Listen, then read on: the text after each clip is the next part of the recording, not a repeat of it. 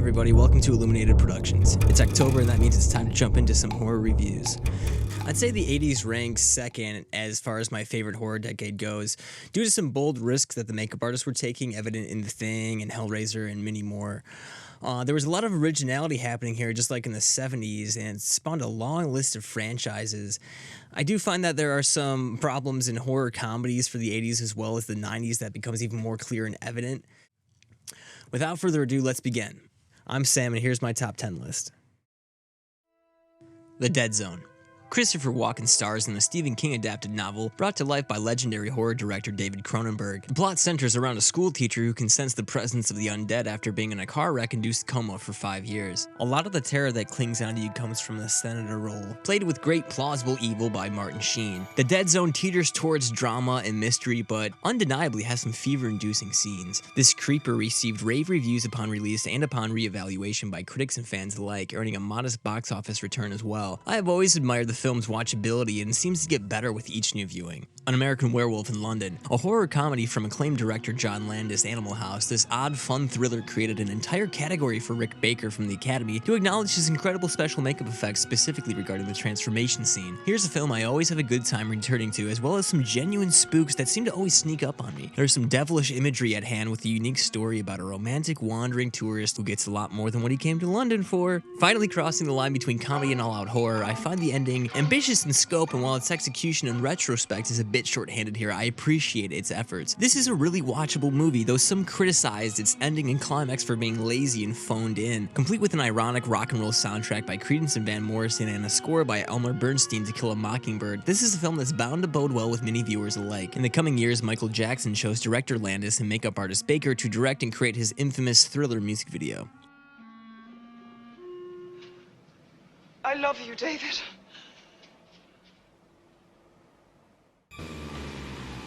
A Nightmare on Elm Street. While this Wes Craven chiller is not top of the list, its originality, select effects, and hailed premise make up for some of its dated shortcomings. Freddy Krueger, played by Robert Englund, haunts everybody when you first see him. I mean, he is a frightening concept, one unavoidable in nature as everybody must sleep sometime. There is no escaping. The claustrophobic effects of the rubber wall, the ceiling murder, and the bed sprouting blood are gripping. Combined with the original jump rope song, you can't help but mention Nightmare on an 80s horror list. Featuring a breakout performance by Johnny Depp and an idea that was maybe just a bit too ahead of its time, you can't help but fall in love with how Freddy scares you with menace, with glee, and without a mask. There is a mysterious unrated director's cut including an additional 13 minutes of runtime, which was required to be removed to obtain its R rating by the MPAA. I'm thinking a 4K restored and uncut release? Though some of the sequels got mild critical praise, this original holds the highest rating. Needless to say, the film was also a financial success. Pumpkinhead.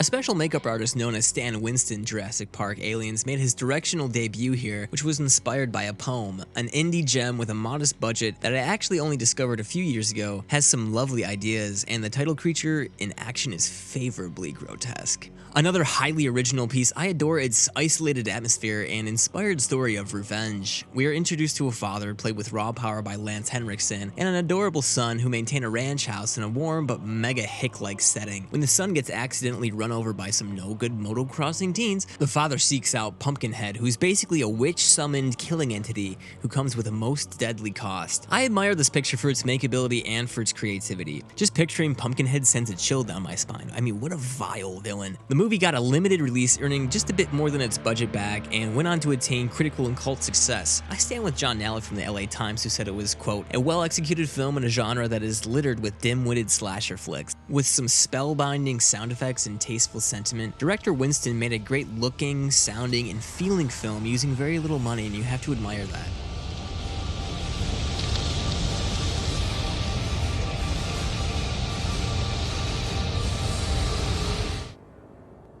Aliens.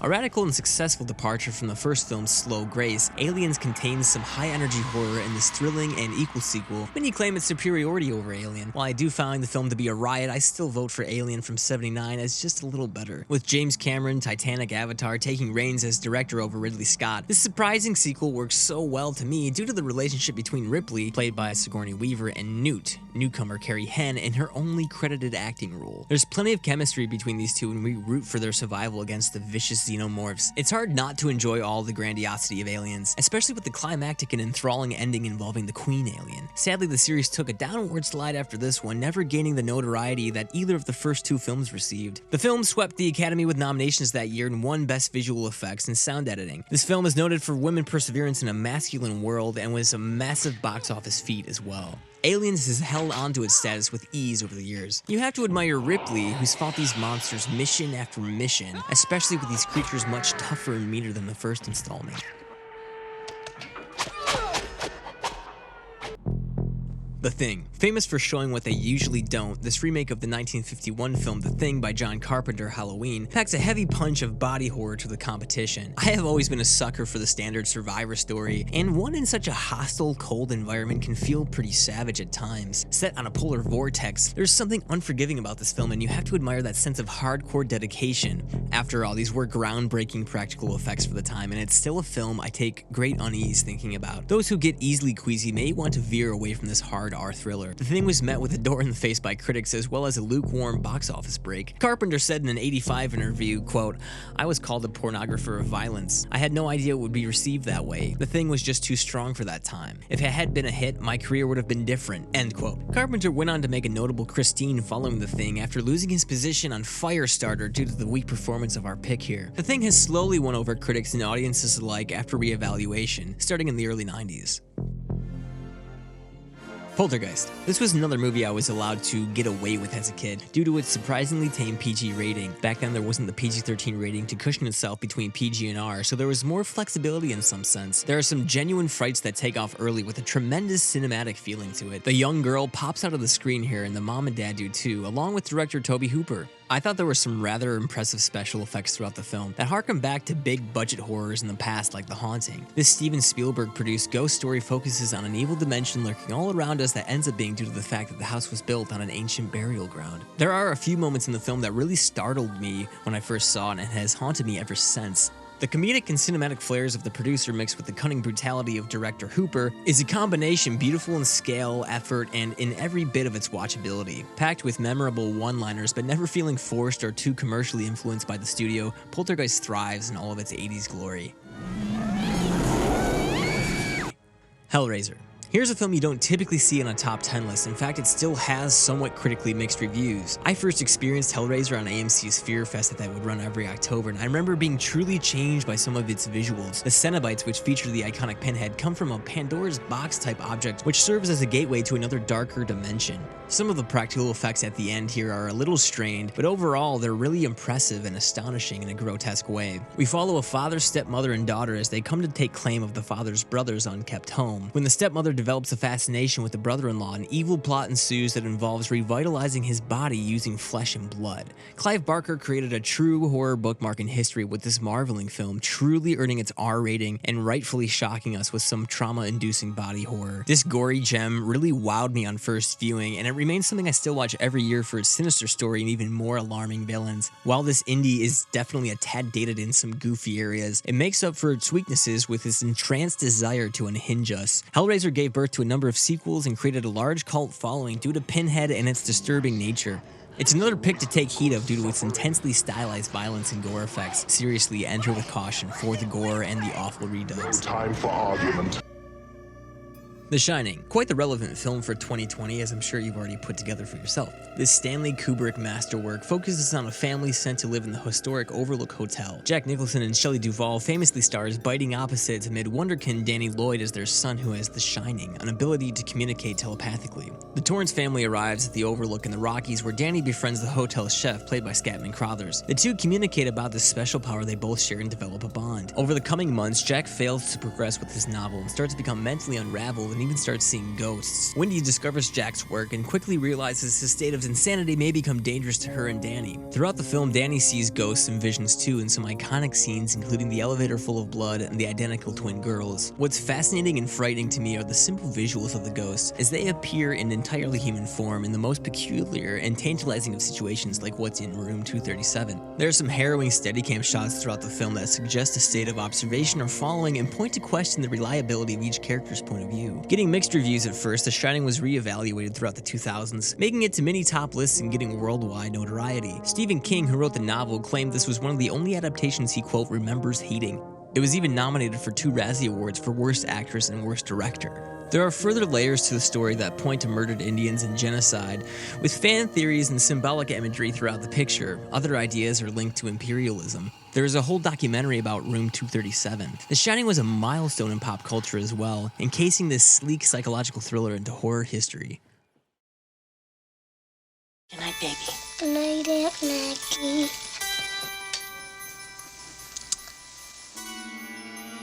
Good night, Chucky.